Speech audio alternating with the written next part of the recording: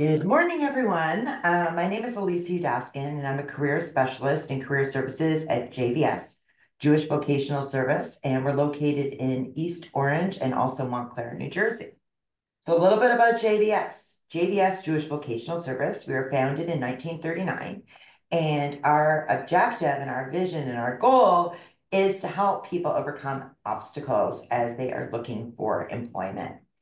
Our job seekers programs, which this webinar is one of, are generously funded by the Jewish Federation of Greater Metrowest and Project M, and we thank them so much for their support so we can make this available to you.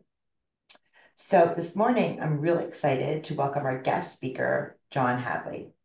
John helps job seekers who are frustrated with their job search. After graduating from Stanford University, John worked in the financial services industry for 25 years in roles ranging from product manager to chief actuary.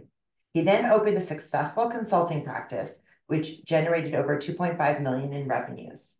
2 decades ago, John started his career search counseling business and has helped hundreds of professionals land the job and pay they deserve.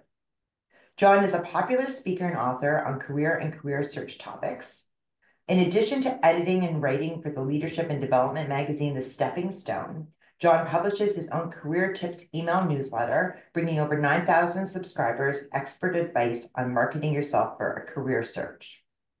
I will be sending out an email, as always, after this webinar, and with all of John's contact information. So don't you worry, you'll be able to connect with him. I will send everything out. And before I welcome John, I just wanted to let everyone know today is going to be very interactive. And as per what we usually do, we have Hannah here at JDS as well. And when you're asked when we ask volunteers, we want volunteers, please. Put your name, put it in the chat to say, I'd like to volunteer.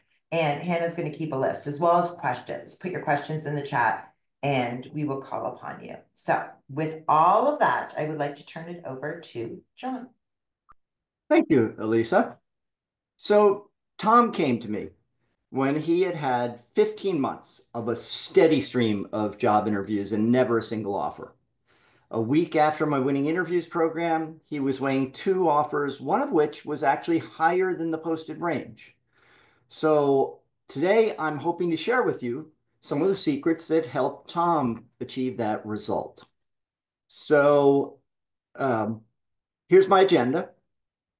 I want to spend a little bit of time on just let's talk about what worries you in interviews, so we make sure that we are hitting all of the points that are important to you. And and we'll have time for Q&A during and after. So if we don't get to something during the program, or I'm not sure we will, then we can deal with it after, or you can send me an email. I'm going to share my Homer template for how you look at the interview stages. And then we will basically, the work will be done with you. We're going to do mini role plays, very short, just illustrate a lot of different points and give you practice, because it's one thing to hear what you should be doing. It's another thing to actually try to do it live. And that's when you find what is it that's getting in the way. And then, if there's, depending on the time, we'll go to additional Q&A after that. Now, I wanted to offer something. I have a career tips newsletter, as Elisa mentioned, that brings advice on marketing yourself for your search or for your career. So anyone who signs up for career tips today, I'll also send you a series I developed called Building Influence. It's one email per business day for about 2 weeks. That'll take a lot of what we're talking about today to the next level. How to build influence in meetings, whether it's networking or career discussions or job interviews. So if you want to sign up, you can either send me an email, or if you go to my website in yellow there's a little button on the upper right that says Get Career Tips, and you can sign up directly there. So let's talk about what worries you in interviews. So put in the chat box, what is it that really worries you the most in interviews? And I'm going to try and keep up with the list so I can make sure we're hitting these points. Okay, drawing a blank. which actually a very common one that people don't think about that much. Okay, drawing a blank, sweating. That's an interesting one. Okay, talking too much, worry they won't connect, being articulate, being articulate. I'm clearly not going to keep up with all these. Age discrimination, and particularly the visual part of that. Not being prepared. And I'm sure I missed some there. Led down a path received one. Uh, Different discussion than you thought.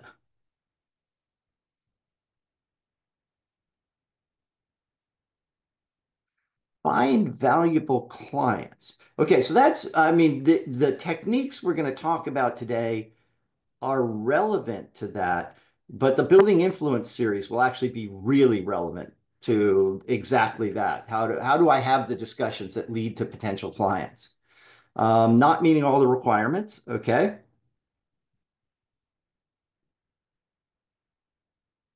Um, Questions for me at the beginning of the interview. Could you be more specific what you mean by that? Um, is there a particular type of question that trips you up? Nervous, okay.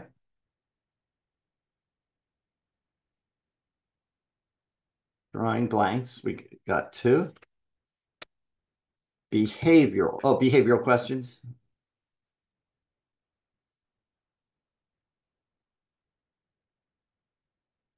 Let me scroll up and see what I missed here.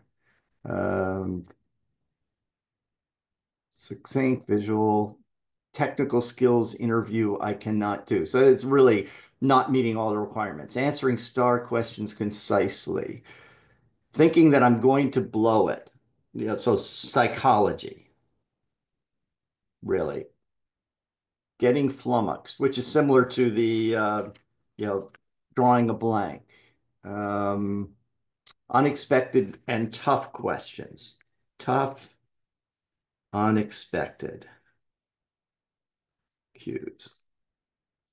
Not having a story for the question asked. That's a big one because you should have a story for every question that you're asked. Um, Worry I'll not connect. Tell me about yourself question. We're going to really dig into that.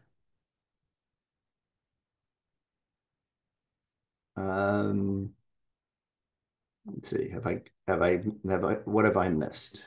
Seven down at the bottom.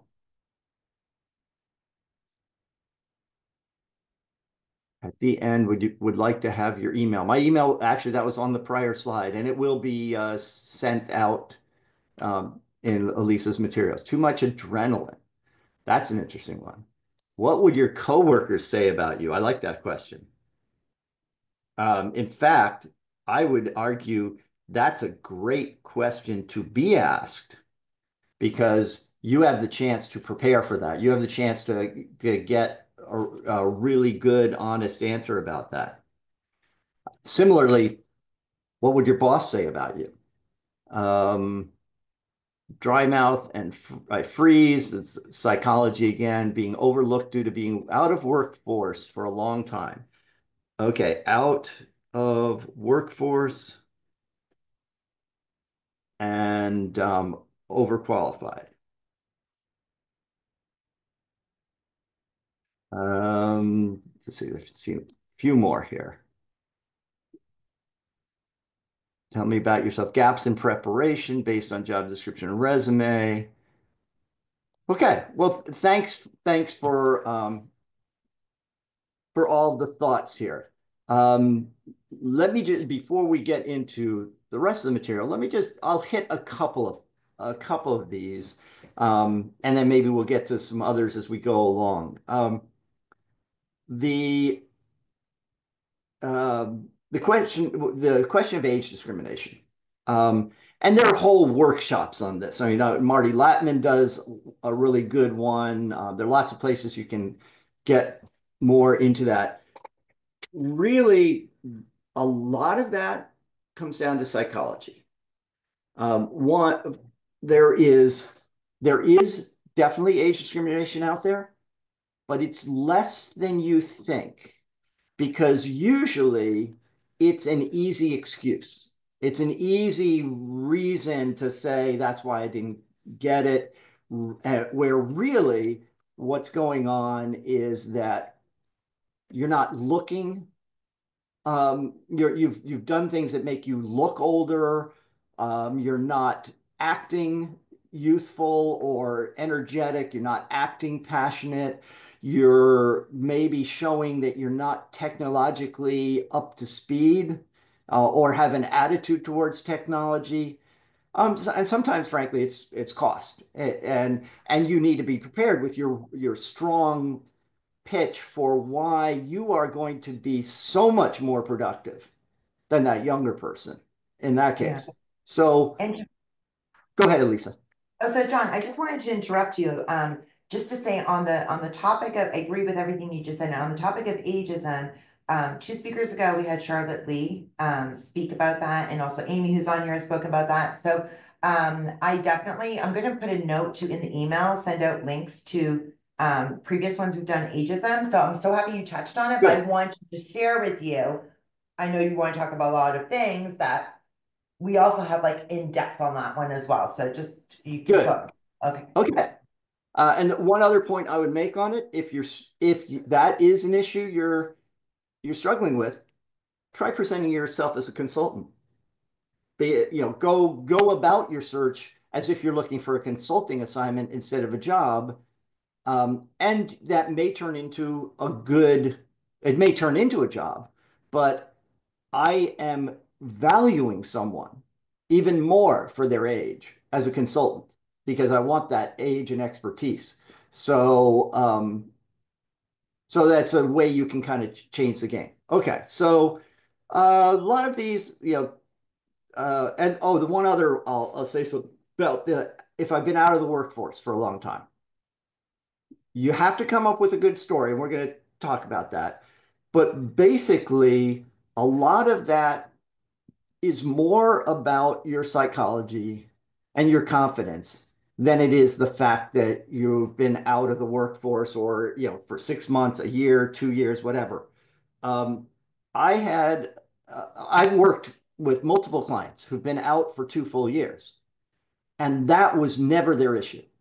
Their issue was their lack of confidence, their lack of a coherent story that they were telling. They were focused too much on the gap instead of their message for what can I do for you going forward.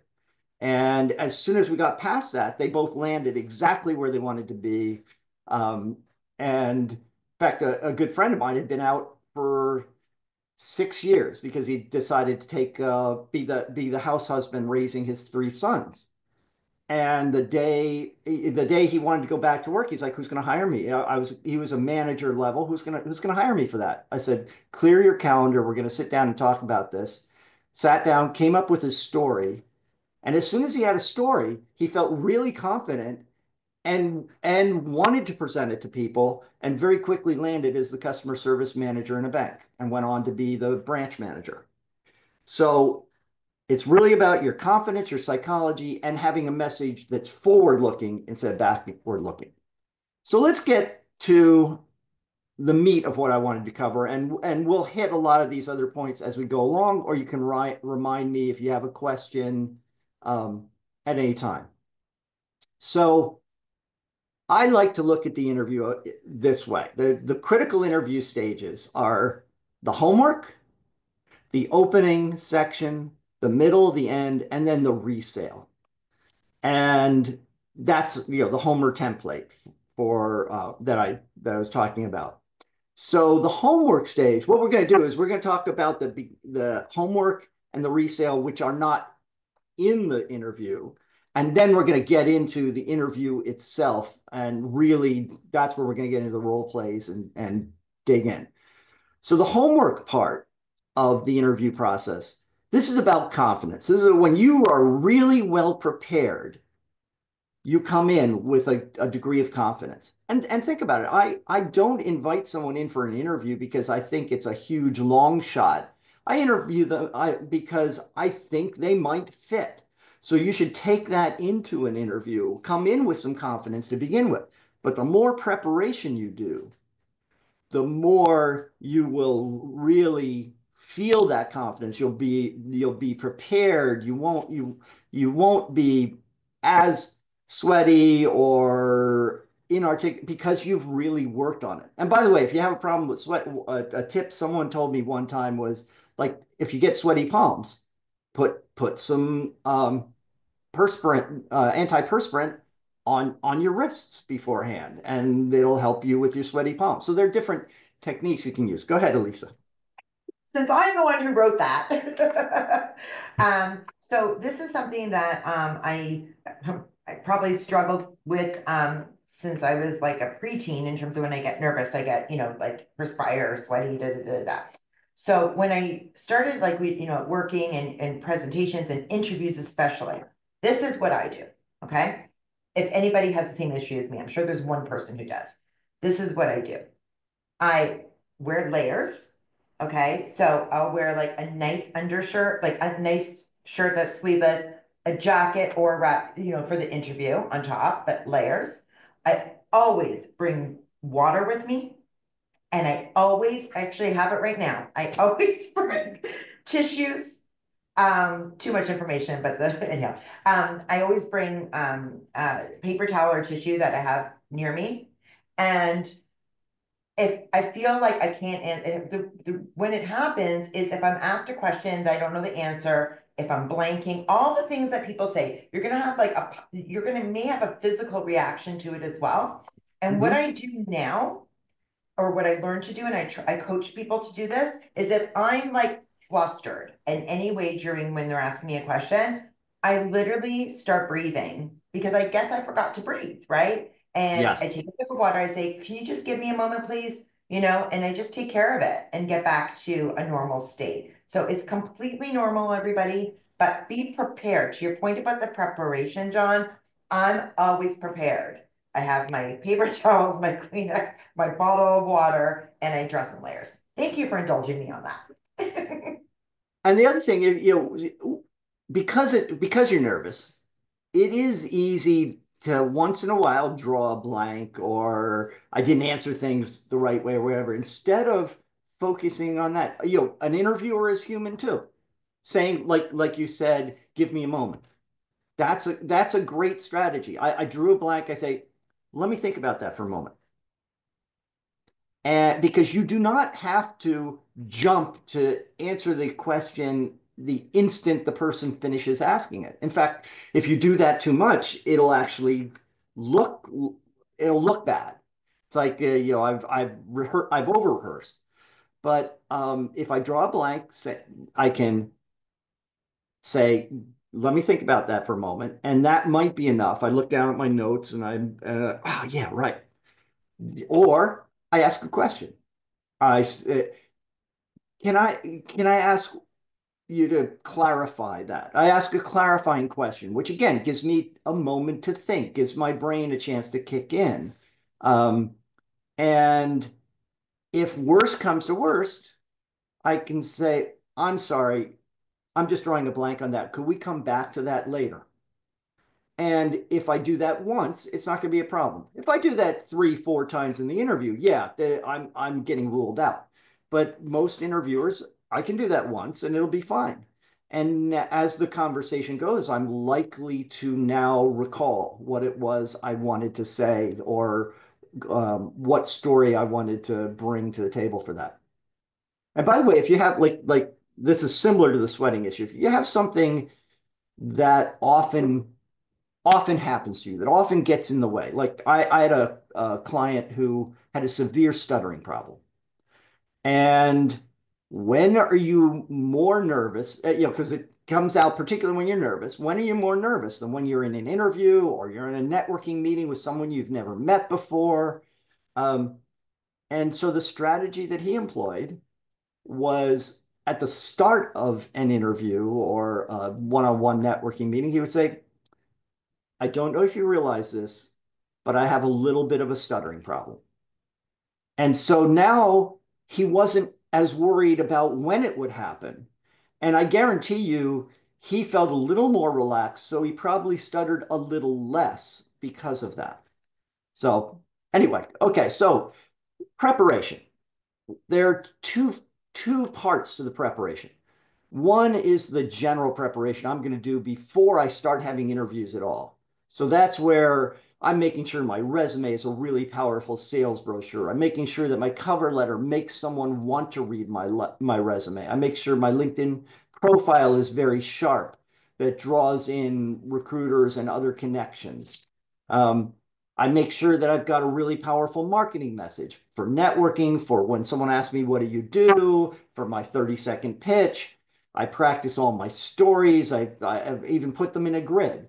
I line up all the things that I need to sell myself on for the particular type of job I really want. And I make sure I've got stories to back all those up.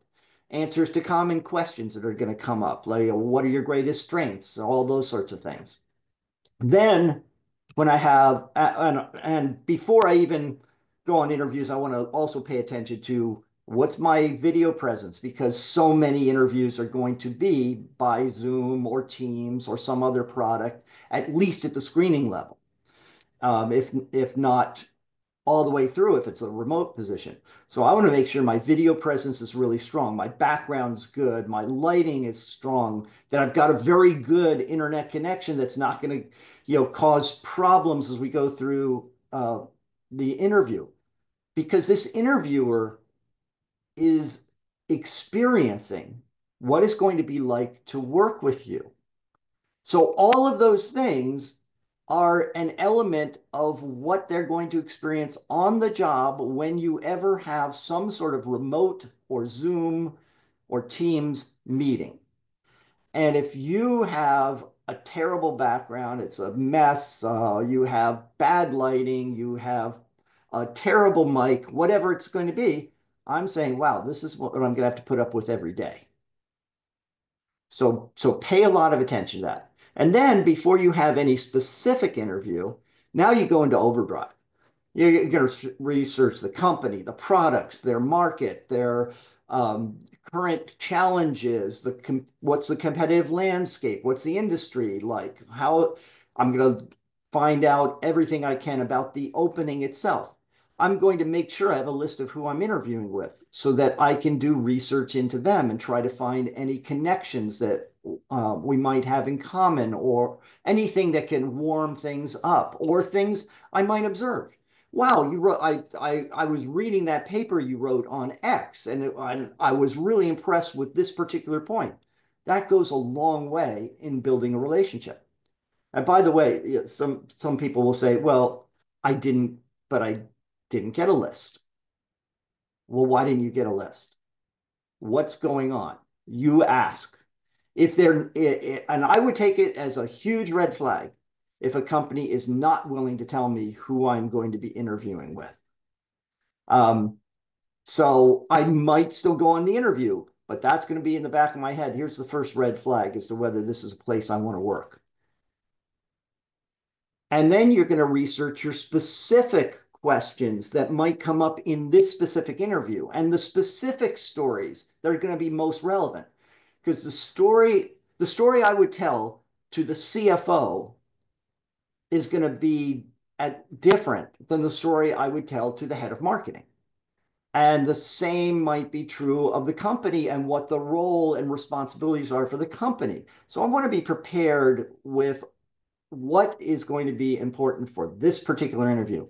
I want to go into the interview actually having sat down and said, what are the 3 to 5 stories that I think are most important to sell me for this role, that I want to make sure I get across? And I'm going to have some bullet points in front of me to remind me what those 3 to 5 stories are, so I make sure I get them out in the interview. I'm going to do some online research as to what it's like there, but it's still, you got to give it a grain of salt because companies are still figuring out. Even though the pandemic is, pretty far in the rearview mirror now, companies are still figuring out, well, how's remote work going to be? Are we going fully back to work? Are we going hybrid? How are we going to make it? So the way things are operating today is only suggestive of how things are going to be operating tomorrow. And also, of course, think about your clothes, your hair, your professional image.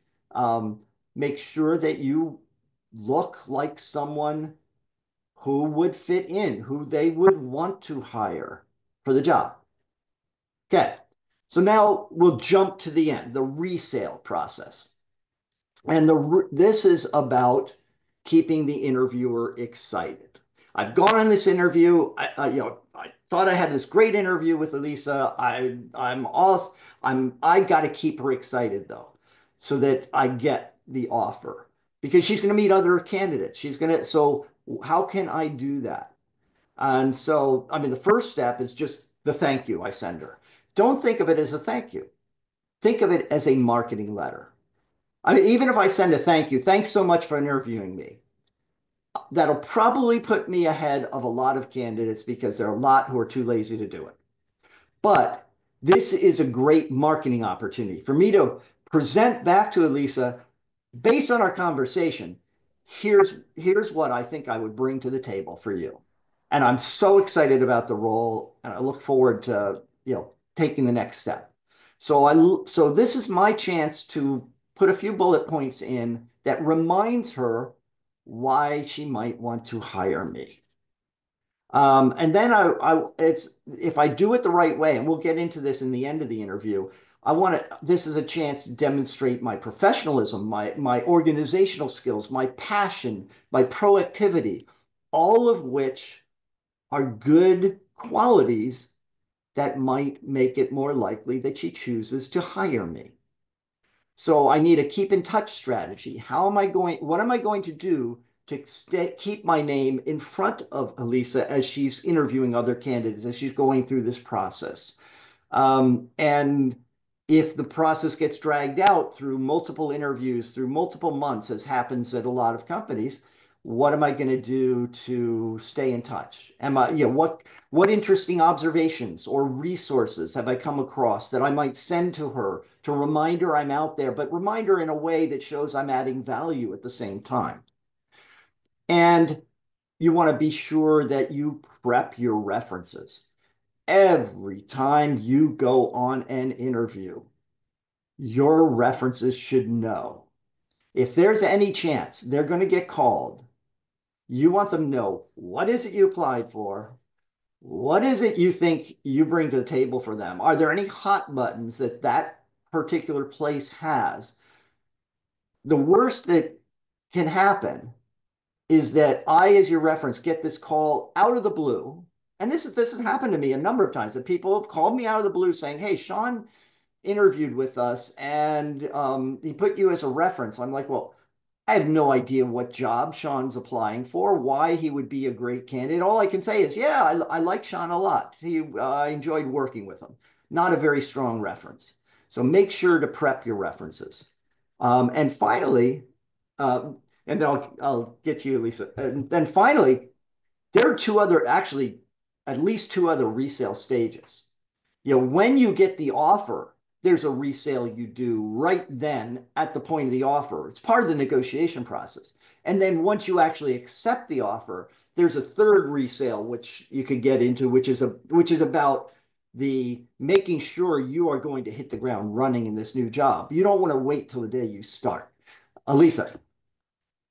Just on the references, a client just asked me, an application asked them to put the references on the application. Mm-hmm. I told them, not to. I said, you haven't even met with the company, yet, and I wouldn't want your references are gold. Like, you have to protect them. And the client was nervous and said, well, what should I do? And I said, well, apply, but just don't put them in and see what happens. But I wouldn't do it. So I'm wondering what your opinion is on that. I could go either way. Because when I was in my last search, I made sure that that my references were really well prepared, that they were very strong advocates. I had picked people, someone I worked for, someone I worked closely with, someone who worked for me. I had a range. Um, I would say I think your strategy makes a lot of sense, particularly if there's a way to put in it some statement like, I'll be happy to provide these, once I know more about the job, or I'll be happy to provide these once we get to the Exactly. stage. And I think that would be a very professional approach. Um, I like that. Thank you. Yeah. and I think, and this also comes down to a lot of this comes down to confidence and psychology. You're trying to present yourself as someone they should hire, someone they want to hire, someone who's a professional. So being willing to push back on some things, that's part of being a professional. It's like I don't respect the person who comes into the interview afraid to ask me questions, who doesn't dig deeply into what's going on. Because that's a sign that they're going to do the same thing when we're trying to get some project off the board, and I send them to talk to my peer on something. They're going to have that same lack of confidence. Everything you do in and around the interview process is a clue to the interviewer of how you operate on the job. So you should be presenting the way you operate in the way you interview as well.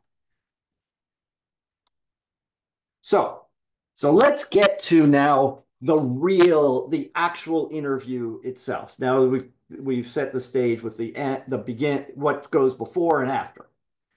And we'll start with the end because there is a clear structure to what you want to do at the end of the interview. So at the end of the interview, this is all about leaving a great first impression, a great or great more than first impression that this person says this is a person I really might want to hire. And by the way, there's a link there at the bottom on my website. If you go to there's a pull down free resources and there's video tips and there's some videos that a fellow coach and I did, and there's a series of 3 on what you must do at the end of every interview. So if you scroll down, you can find those. They're short videos on the topic. So I need a volunteer to practice with me what happens at the end of the interview. So who would like to be the first volunteer? Jamie.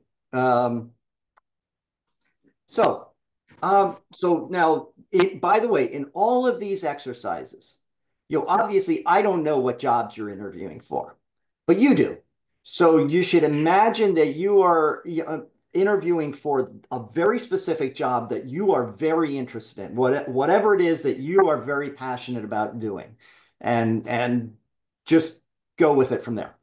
So, um, so let's assume we've had a really good conversation. You feel like it's gone pretty well. And now we get to the end. I say, so, Jamie, I feel like I have a really good picture of candidacy. And I feel like you have a pretty good feel for our challenges, what we're facing here. So, do you have any other questions for me?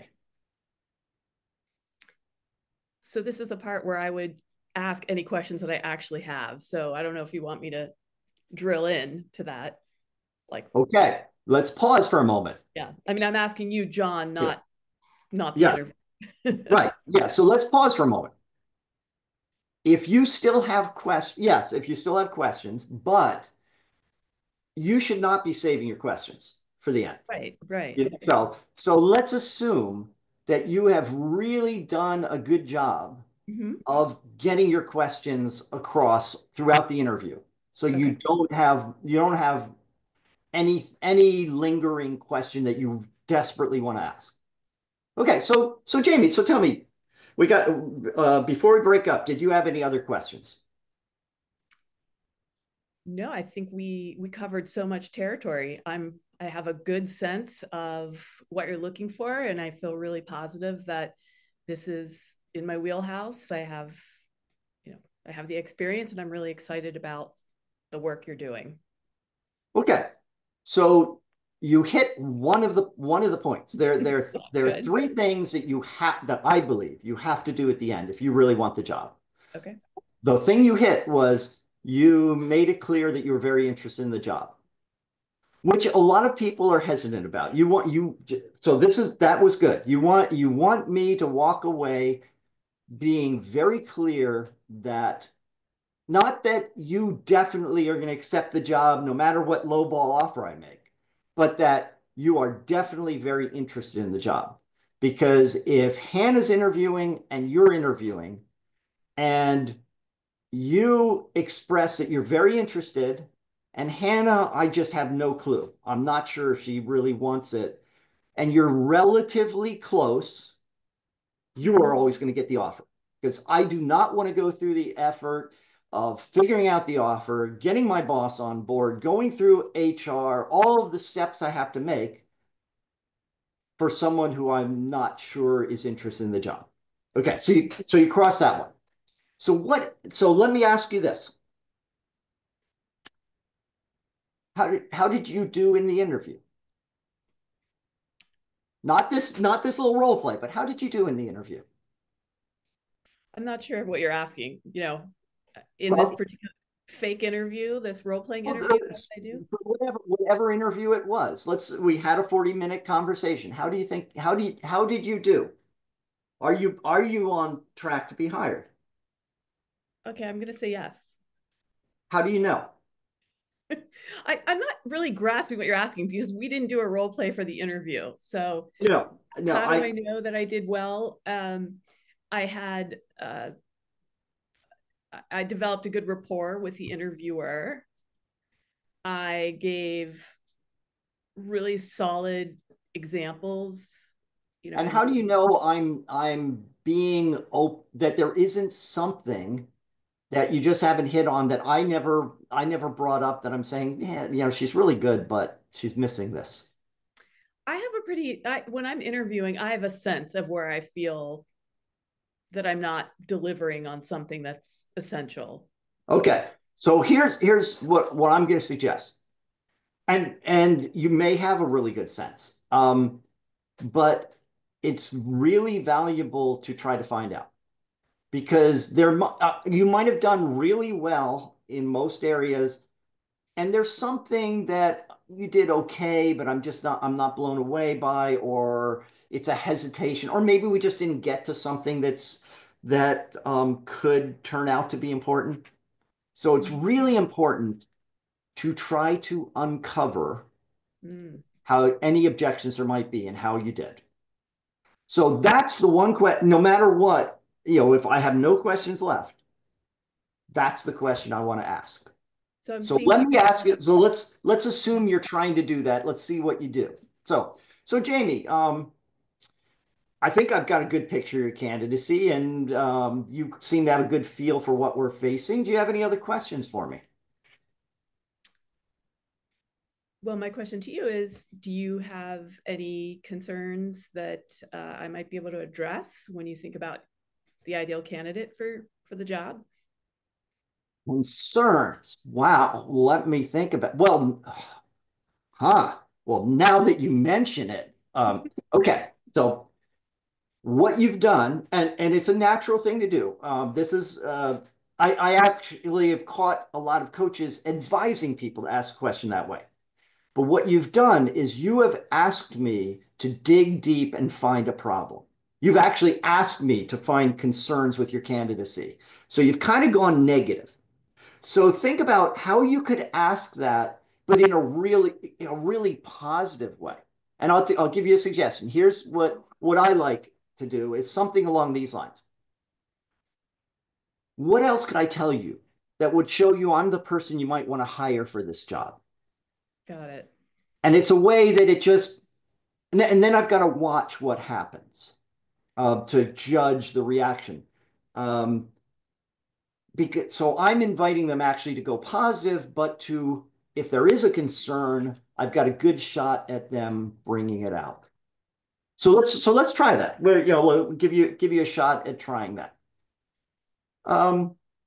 So Jamie, Yeah, I feel like I've got a really good picture of your candidacy, and you have a good feel for what we're facing. Do you have any other questions for me? John, thank you for asking. I do. What else can I tell you about my candidacy that would show you I'm the best person for the job? Oh, wow. I can't think of a thing. Excellent. So what's your reaction to that? What happened? I was my stress level decreased, and also you didn't sound enthusiastic, so Right. you didn't give me anything to. I kind of looked away. I was, yeah, Yeah, yes. So what you want to do is pick up on that. Because clearly there was something there. right, I didn't share a concern, but from the way I reacted, there's clearly something going on. So the best thing you can do then is say, I get the sense from your reaction that there might be a concern because they've already gone negative, so it's not a problem. That you might have a hesitation. Can I ask what that would be? Now, I may say, oh no, I'm sorry, I was thinking of something else. You're a great candidate. I may say, no, everything's fine. I may not share anything. right, Or I may say, well, I was hoping for someone who had more of X, and now you've got a chance to answer it. Um, right. but no matter what, I'll in the back of my head, I'm there. Oh, she picked up on that. Excuse She's me. sharp. And so you have just shown yourself to have a little bit more of a quality that might help me overcome whatever challenge there Mhm. is. At Yeah, least, excuse me. Okay, so most of the people on this are okay on this call in this role play that you just did at the end. A concern that the person may say, the interviewer may say to them is, well, I mean, you're really overqualified, and I'm worried that I've had this happen, and this happens all the time. You kind of you have a lot of experience. You're really, really, impressive, but you know that this role, you're overqualified for it. So I don't think you would be happy, or I don't think you would stay, or, really in the back of the head, I think you're going to want my job. So the reason I'm interjecting, and thank you for that, Jamie, and John, is because this is the crux of what's going on in the head of a lot of interviewers for are the demographic of 50 plus. I mean, we have people of all ages here. And if you can get the interviewer to actually articulate that concern as you went through this, you have the opportunity to state your case of why you are yeah, qualified. At this stage of my life, this is what I'm looking for. At this stage of yep, my career and my life, I've been fortunate to be able to blah, blah, blah, blah, blah, blah, blah. And this is the exact type of job I want to do. I don't want to be a VP or a director anymore. I want to do the actual project work. I don't yep, I don't want I, the stress that you deal with. I want to do da da da da da. But yep. and you take control of that because and I love that you just teased that out with Jamie. So because that is one of the biggest concerns that interviewers are having or why the people are not getting the jobs. What do you think?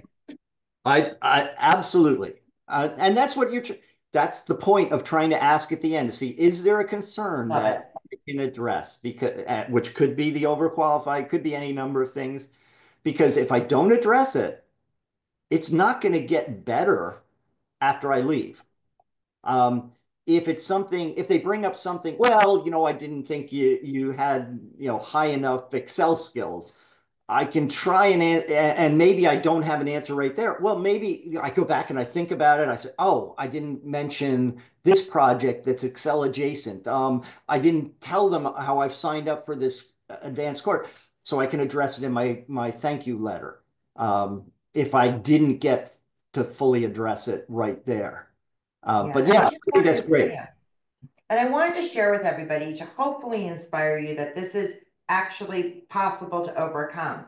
So I left my corporate big role at Kraft Mondelez 8 years ago, and I made a purposeful decision that I always wanted to work, but I wanted to do different type of work. And I want, this and that. And every single time I would, go for these jobs that were manager, associate, or like right now, career counselor, or things like that, the interviewer, I could sense the hesitancy for every job I've had since. I always could sense the hesitancy, except when I went to be a chief marketing officer. And I had to convince them.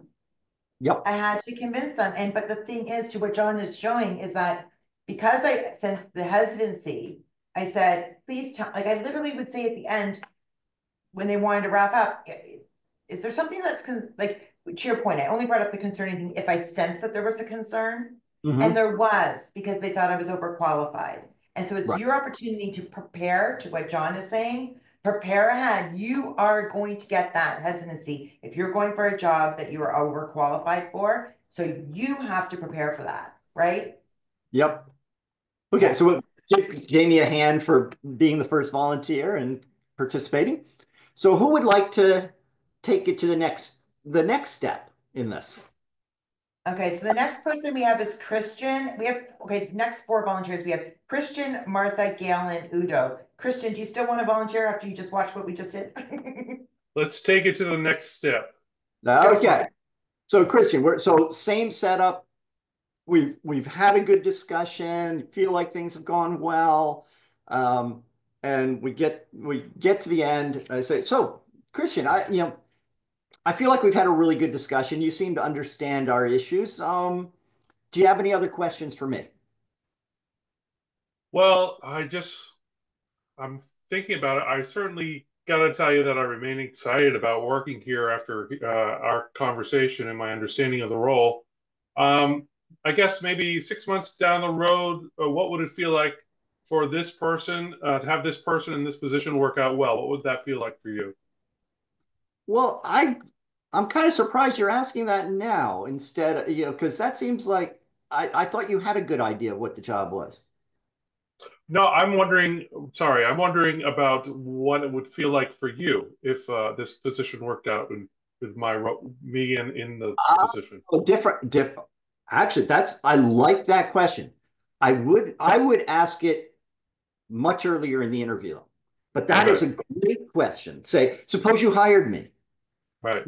What would things look like 6 months down the road? What would you be able to do that you can't do now? That's a great place to go.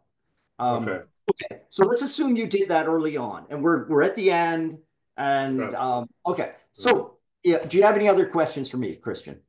Yeah, I just wanted to know if you have any hesitation at this point about offering me the position.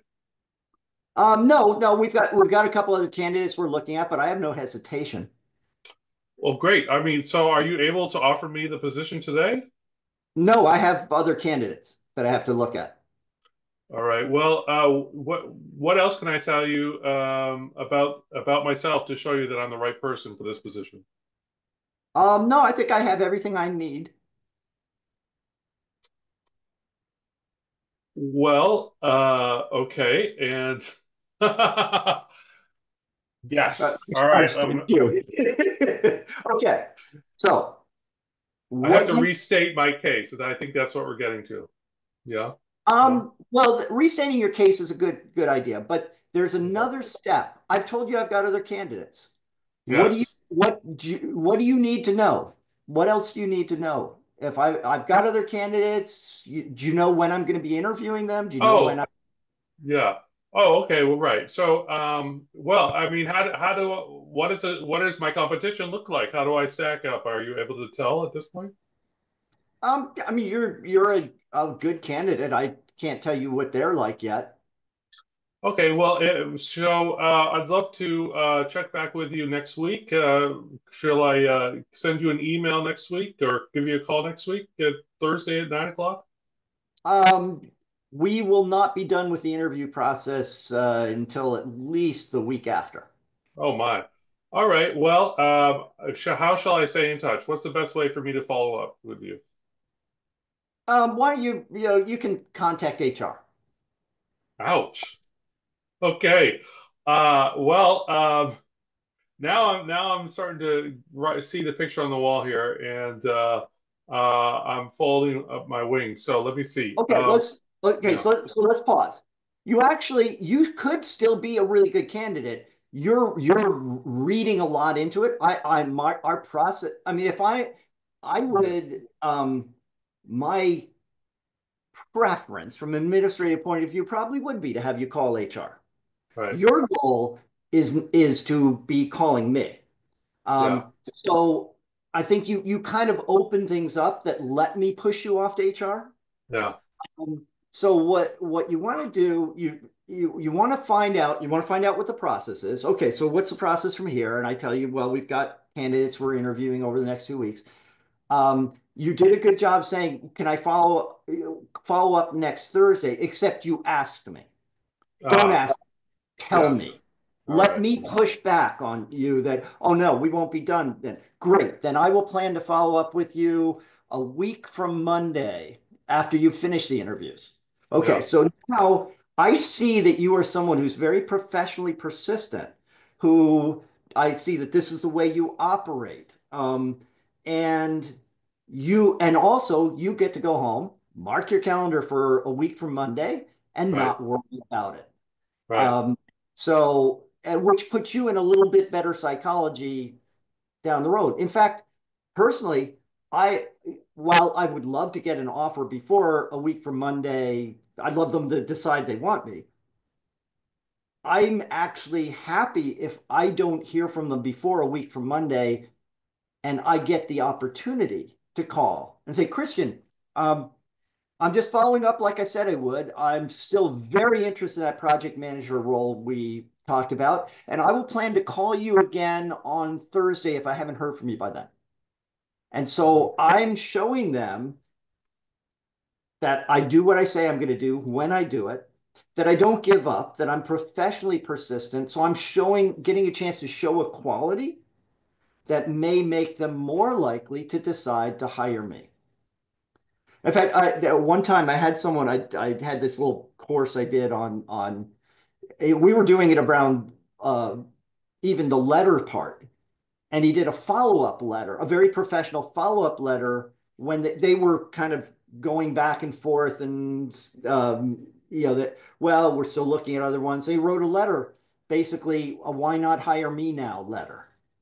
And the hiring manager reached out, made him the offer, and told him it was the letter that put him over the edge. That he showed the right level of persistence and made a good case, and so he decided to make the offer.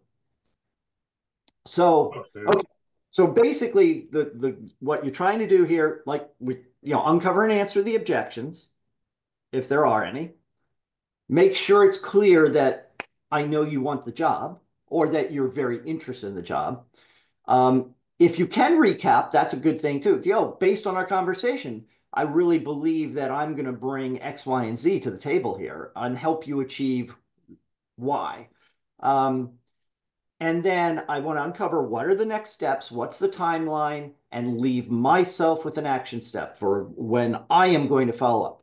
Now, naturally, if I say to you, I'll plan to follow up with you a week from Monday, and you say, nope, don't call me, call HR, I'll back off. I'll say, no problem. I will call Jim on a week from Monday because I can still make the impression with Jim at least. I don't want to if you've said I need to do it a certain way, I don't want to offend you. But I go for what I want to do, what I I think see. will be helpful, and let you push back on it. Right. Sure. Yeah. Understood. Okay. Okay. Thanks, Christian. Thank you. So now that we know the end, so there's basically kind of a script for what to do at the end of the interview. Let's go back to the beginning of the interview, the opening section. And here, the opening is about creating a very strong first impression. Because you can walk in and either create a strong first impression or you can dig a hole that you're going to have a hard time digging yourself out of. And so this is about building rapport from the start with this interviewer and drawing a picture that they can see, that they get what you bring to the table. And that link below, that's just referring to the fact that if you go to my website, there's a search bar in the upper right. If you type hero, it'll come up with a template for what I call the hero story that you can tell at the start of an interview to get things going the right way. So, who would like to do a little role play about creating that strong first impression at the beginning of the interview? Okay, so again, it's whatever job you would really like to be interviewing that for. That's what we're here for. Don't worry that I don't know what that is. Just imagine what job it is you really want. So, okay, Martha, I'm really sorry I'm late. I had to drop my cat off at the vet. So why don't you tell me what I should know about you? I've taken a really big picture approach to my career.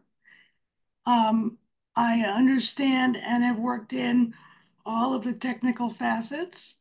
I've thought it was really important to understand how all the pieces fit together.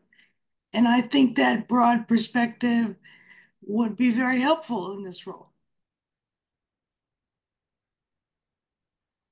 Okay. So before I give you feedback on that, what do you think? What was going on here? Do you think? Do you see any opportunity you missed? Well, from your body language, you were a little dissatisfied by that. Well, I was taking some notes. I mean, I'll give you some feedback on that. The key to this particular role play, you should have asked about the cat. Oh, I gave you an opening to something personal that's going on in my life. And I mean, and I'll tell you, at least 50% of the people when I do this don't pick up on it. They say, well, is it okay to ask? I shouldn't ask, whatever. But there's a great opportunity there. I Something's going should. on. So if you just said, oh, is everything okay with your cat?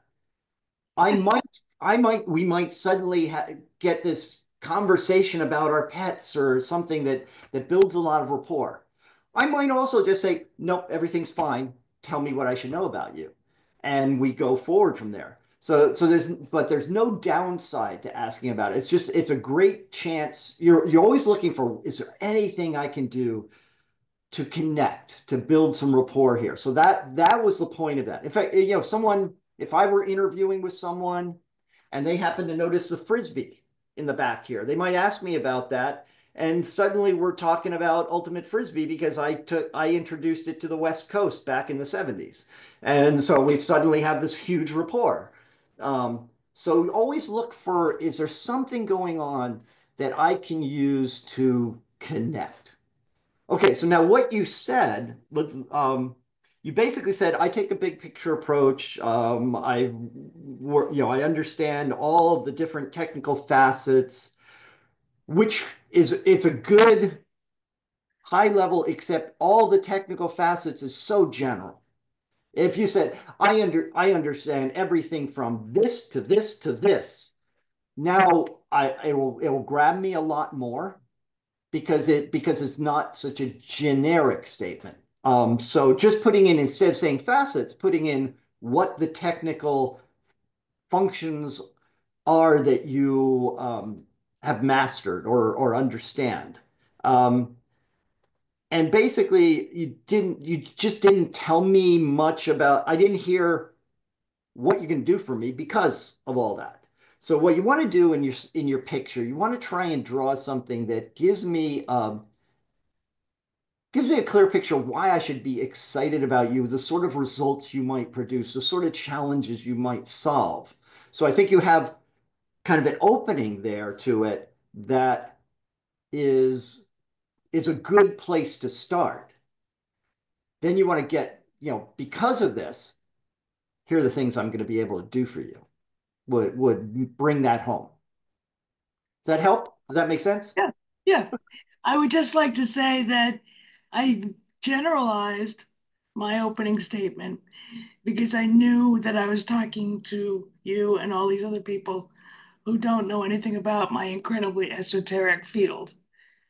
So Well, Okay, so let's try again. Assume we know everything there is to know about your field. Okay.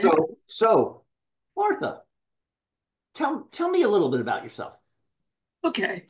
I've always chosen to take a really big picture to the field. I've done market analysis. I've done technical work like researching buildings in the field. I've done financial analysis. I've been a broker. So all those pieces fit together and supplement to each other. So I have a really good understanding of the context of what you need me to do in this role as an architectural historian. And what is it that I need you to do as an architectural historian? You need me to do research and write reports on how to approach what to do with this particular problem you have. Okay. You're still staying at a high level. I still don't know why I would hire you for it because Okay. I'm hearing a kind of about the duties, but what's the challenge that I face? That you as an architectural historian are able to solve. You need to figure out what's existing on the properties that you have to deal with. And And if I don't figure that out, what's going to happen? I will help you solve those problems by figuring out what you need to do as an But agency. okay, so what specifically? I mean, give me an example of what's When was something that that would building take away. built? And when was that building built? And what do we need to do architectural plans to restore it to its ideal condition so that you can address your agency's agenda? Okay. I like when you got to restore to the ideal conditions. You're starting to get to something that now I would hear. So, but what's difficult? I mean, okay, I can go to I'll go look up the plans. I find out the date. I know. So what's You difficult need about that? you need me to do that research for you, and you need me to do it efficiently and quickly and accurately and provide you with a plan of action that can be executed. Why wouldn't? Okay, I mean, it's getting there. It's still not quite there, but you're getting there. So if I came in, I said, look, I understand everything to do with the financial, the market analysis, the broker analysis that comes into the architectural historian, role. And I am an expert at digging into exactly what's going on with a property and its history efficiently, quickly, at the lowest cost to you, so you have a plan you can actually execute to restore those properties to their ideal conditions. Now it's that's basically what you're trying to say. That would get me more. Um, you want to make it really concise and try to avoid the generalities and get down to that very specific thing. Does that help? Yes, thank you. Okay. So who is next on the thank you for participating. Who was next on the list, Elisa? Think it was me. It was, sorry, I was on my mute. Yeah. Okay. So Gail, okay. Um, so Gail, can you walk me through your resume? Yes.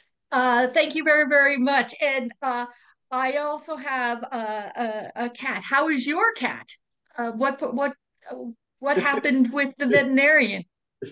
Okay, well, we've gone beyond that one, but Okay, so I don't that'd have be to really good. recap. If we had, that'd be really good. Before I tell you, I just have to ask, how's your cat? Yeah, Yeah. that would be great. Okay, so Gail, can you walk me through your resume? Yes. I am a public affairs community relations professional who has worked within the private sector, government, and nonprofits, advancing the mission of the organizations to achieve either operational acceptance, support, goodwill. I'm very excited to be talking to you about this position because it draws upon my career's worth of experiences that I'd be able to bring to you in this role. Okay. Um, I would avoid phrases like advancing the mission of the operation, because that's kind of, it's like, it doesn't grab me, and it's like, yeah, what else would we doing? Of course we're advancing the mission. It's like telling me I'm going to help you meet your business goals. Well, that's what I hired you for, to meet my business goals. So but saying something more specific about the way you advance it would be, or I'm going to help you take it from here to here. Okay, that would get me. Now, I think you and Martha both, and this is common. You're trying to give me a really concise statement. Yes. I'm giving you the opportunity to actually draw a picture. And you want to take advantage of that opportunity. You want to draw me a compelling picture of your history, what brought you here, why you're passionate about it, where, yeah, that, and what you're going to do for me. And so don't take this lightly. Don't try to do the 30-second elevator pitch. Draw me the picture, because think about it. I'm as the interviewer, I'm hoping you're the person I'm going to hire. I don't want to have to keep interviewing. I want to get the job done. So I'm really anxious now about, are you the person? Is this the person I want to hire? So this is your chance to reduce that tension, to draw me the picture you want me to see. That I say, wow, yeah, Gail might be the person I want to hire. And I relax a little bit, and now we can have a really good conversation going forward. So it's worth taking a longer time on this. I advocate up to 2 minutes. If you can do it in a minute, that's fine. But I think you're at least think it through, or what would be my 2 minute hero story. I can always break it down into pieces over the course of several questions if I want to. But if I think about this coherent story I can tell, I get the chance to draw this picture that I want the interviewer to see. So I'll give you an example. Suppose I had decided I'm tired of being an independent coach. I want to go inside. I want to be an executive coach at a Fortune 500. And the person said, well, tell me about yourself, walk me through your resume, whatever they said. The story I might tell would go along these lines. Well, I'm an expert at helping motivate people and show them how to market themselves successfully.